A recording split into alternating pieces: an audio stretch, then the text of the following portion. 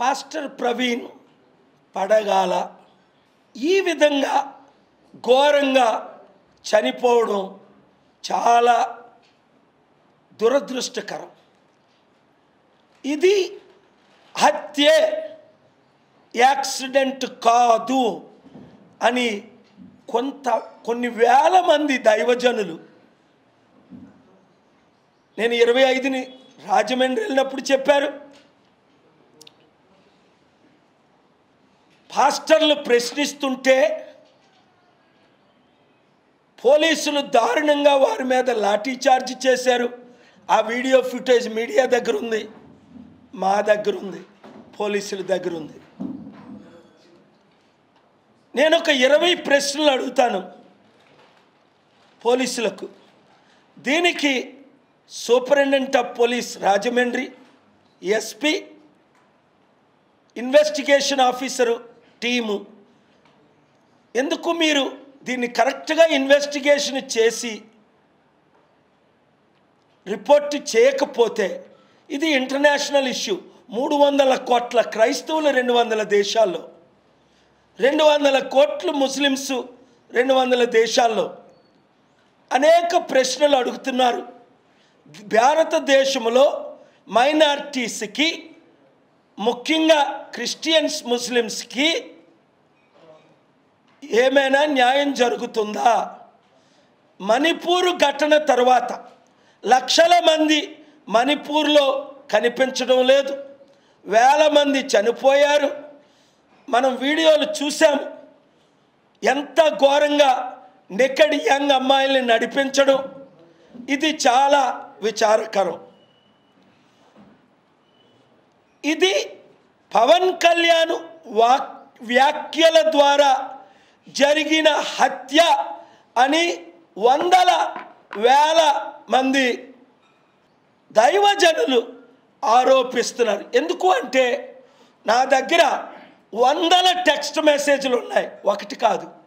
అవి నేను కోర్టులో రుజువు చేస్తాను. వందలు.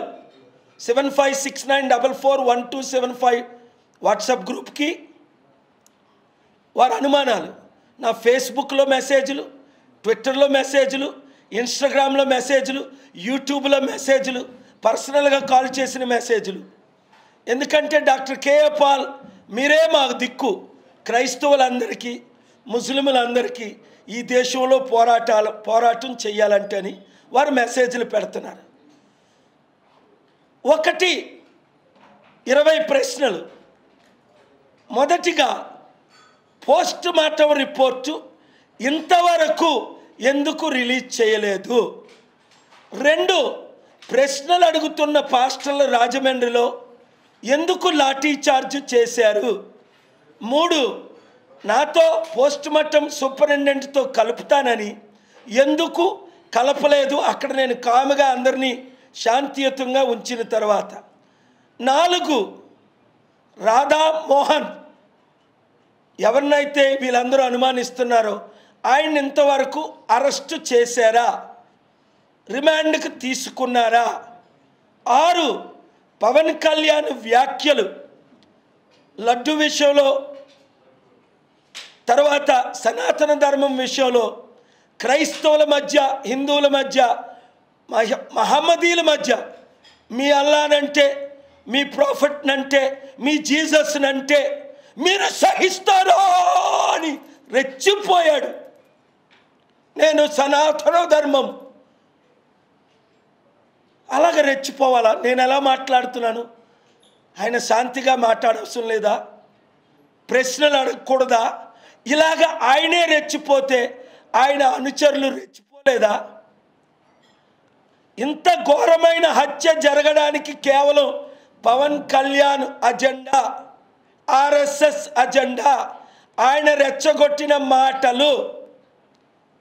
ఒక ముస్లిం ఎమ్మెల్యే 15 నిమిషాలు కళ్ళు మూసుకోండి, మా సత్తా చూపిస్తామని పవన్ కళ్యాణ్ రెచ్చగొట్టాడే.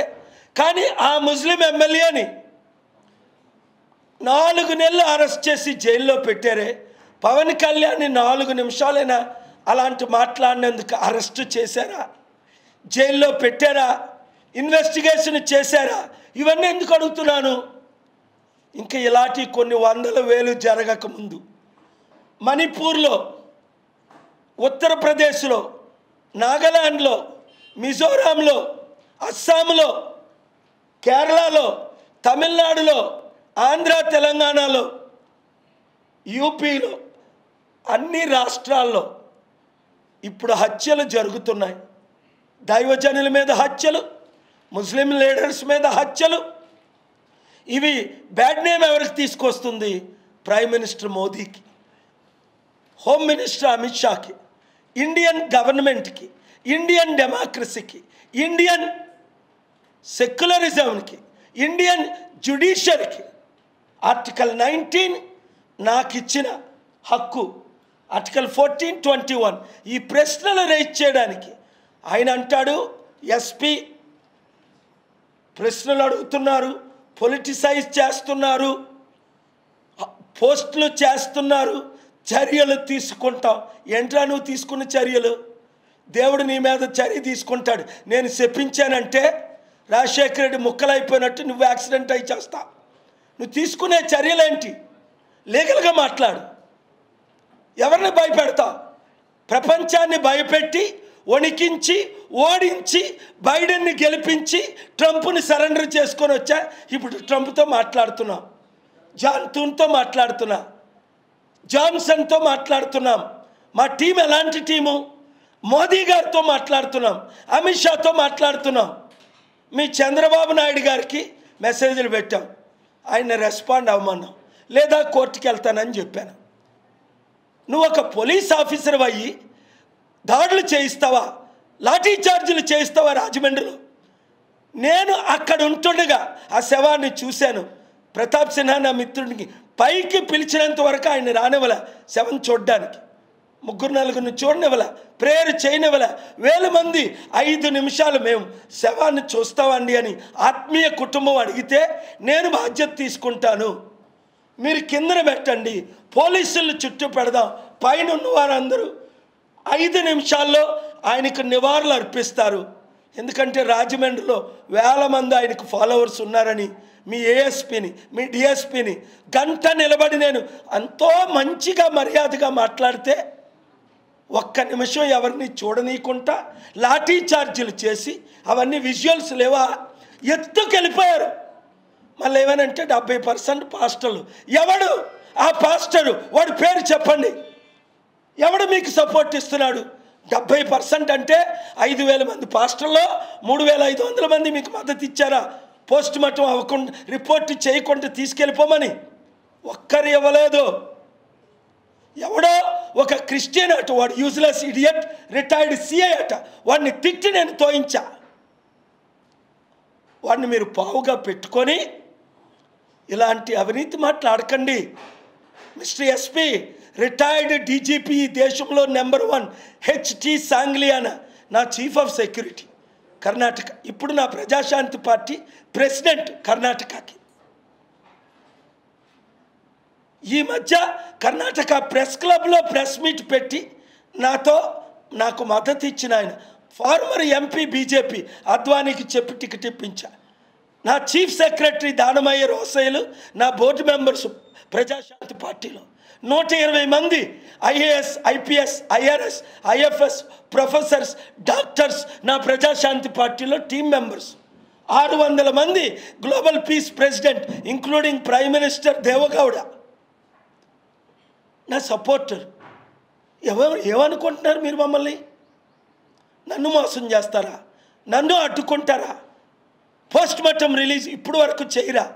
ఇదంతా it is bringing bad name to my good friend Chandrababu Naidu. For 30-40 years I love him, I pray for him, I support him. కానీ లోకేష్ అంటాడు నేను సంతాపం ప్రకటిస్తున్నాను. లోకేష్, మాకు సంతాపం వద్దు, సత్యం కావాలి. అది పాయింట్ నెంబర్ 7. ఈ 7 ప్రశ్నలకి. అలాగే ఈ ప్రమాద స్థలాన్ని ఒక యాక్సిడెంట్ లాగా మార్పు చేసి ఉంచారా? 8. ఆయన శరీరంపై ఉన్న గాయాలు ఒక స్కిడ్ యాక్సిడెంట్కు తగినవా లేక మరే ఇతర కారణాలతో ఉన్నాయా? 9. బైక్ రోడ్డు మీద పడకుండా ఆయన శరీరం దాని పక్కనే ఎందుకు పడి ఉంది? శరీరం కిందని, బైక్ పైన. ఈ 10 ప్రశ్నలు, దర్యాప్తుపై అనుమానాలు. పోలీస్ అధికారులు ఈ కేసులో హత్య అనే కోణాన్ని పూర్తిగా పరిశీలించారా? 11, ఘటనా స్థలంలో ఎలాంటి సాక్ష్యాలు పోయాయి లేదా మార్పు చేయబడ్డాయా? 12, పోస్ట్ మార్టం రిపోర్ట్లో అసలు మరణానికి గల కారణం ఏమిటి? ఎందుకు మీరు వెంటనే రిలీజ్ చేయలేదు? 13, ఆయన శరీరంలో ఏదైనా విష పదార్థం కనుగొనబడిందా? 14, ఆయన చనిపోవడానికి ముందుగా ఎవరైనా ఫోన్ కాల్స్ లేదా మెసేజెస్ పంపించారు కదా, ఎవరికి? ఇంతవరకు దాన్ని మీరు రిలీజ్ చేశారా? సెక్యూర్ చేశారా?